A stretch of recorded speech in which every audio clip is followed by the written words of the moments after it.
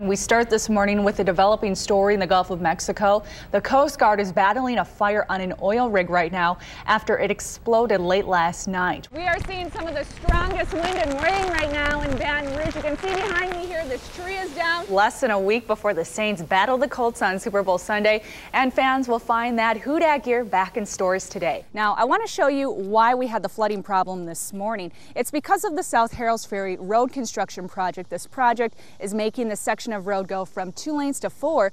It's going to be so hot and steamy this weekend. We could break a record even, huh? Yes, we are looking for the possibility of that happening. So we're going to be riding the upper 90s for overall highs today. We have boxes of ready-made food, 2 bags of ice. You also get 2 bottles of water, 2 packs of water like this. All right, thank you, David. Just be sure to get some mittens because, like you said, it is pretty cold out there. Yeah. Now to the urgent question in the Gulf. How bad will it get?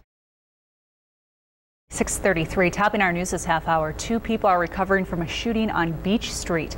Police got the call around 9:30 last night. 2 men went to the hospital and are expected to be okay. Police say the victims got into an argument with a group of 4 other men. The investigation is ongoing. East Baton Rouge Sheriff's deputies also have a shooting to investigate. This one happened in broad daylight on the 1900 block of Mariner Street. A terrifying morning for an elderly woman in Livingston Parish. 911 operators received a frantic call. The 82-year-old woman said a man was trying to break into her front door. He has been identified as Derek Gothrow of Denham Springs. Listen to a portion of that 911 call to Livingston Parish. Drivers won't have to use the I-10 detour this morning near Rama. Crews cleaned up the damage from a big rig accident.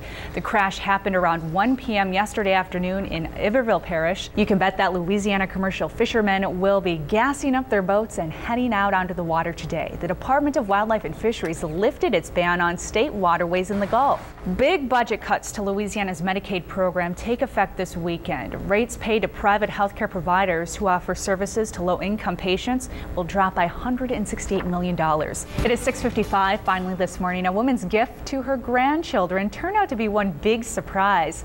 Pauline Grant says she had no idea the pet rabbit she bought for her grandchildren was a continental giant rabbit. 6:56, we need to hear about this weather because it's going to be such a hot weekend. Yes, well, traffic for now. We start this morning with a developing story in the Gulf of Mexico. The Coast Guard is battling a fire on an oil rig right now after it exploded late last night. 126 workers were on that platform. It's reported that some are still missing. One report has that number as high as 11. The rig is located about 52 miles southeast of Venice. So far, no deaths have been reported, but there are injuries. In other news this morning, we have new developments in the resignation of the East Baton Rouge Parish School Superintendent. It appears that John Dilworth may not be ready to leave the district quite yet. A bill that would nullify the federal health care overhaul made it out of a House committee, but barely.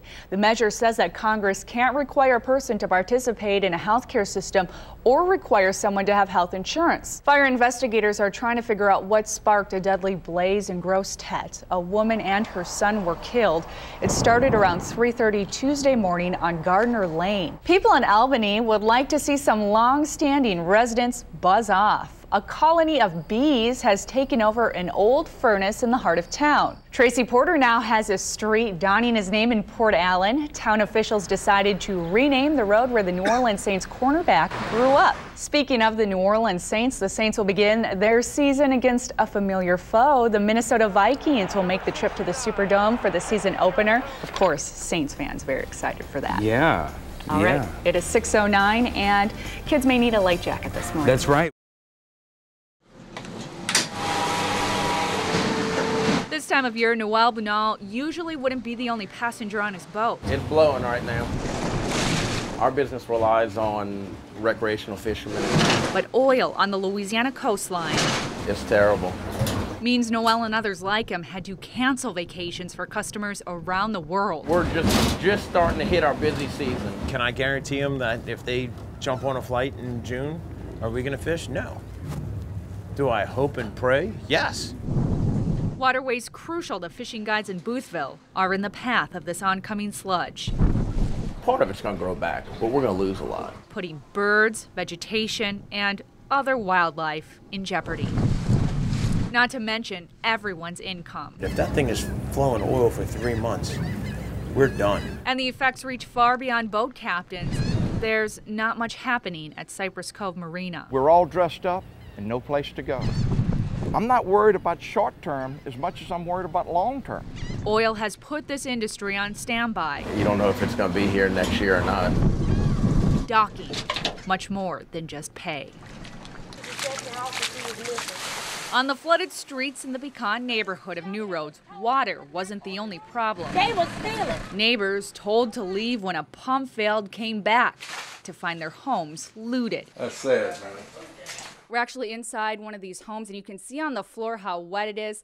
They dealt with flooding, but then when they got back inside, once the waters receded, they had a bigger problem. Looters, look, you can see that these people ransacked these people's home looking for any valuable items. Anything that they could have just taken on their body, they took. Homes ripped apart. We're not nasty people to leave this house like this. They went all in this closet. Valuables missing. The big screen television, it's gone. My house is ruined. And part of the frustration, people wanted to get back into their homes over the last few days, but couldn't. They assured us that someone would be here to watch over the houses, and no one was here, obviously. He's coming right now.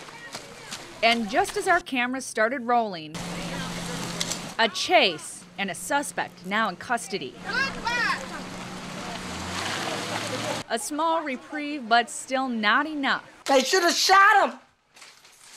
I never thought I would say that. After all, these folks didn't think they'd have to worry about belongings above the flood line. Rachel Slavik, NBC 33. When you first meet Dustin Harless, there's one thing you'll learn pretty quickly. This is a handmade broom. Yeah, I'm definitely a Harry Potter fan. A fan since high school. That's me with Hagrid. That's my favorite character. Dustin has the proof to back up his dedication. This is my magic wand. I have the sure grip handle for quick dueling. So it was only fitting that when Dustin went out for a sport, Quidditch would be his game of choice. LSU, are you ready? Texas A&M, are you ready? The very game J.K. Rowling brought to life in a book is now a club sport at LSU. I feel like you're a child again because you're just like having, all kinds of fun.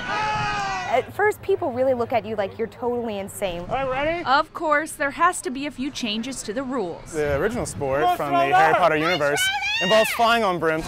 Feet are firmly planted on the ground in this version, but the brooms are a must. It's hard to take yourself really seriously when you're running around with a broom between your legs. There are 2 red and 1 blue bludger.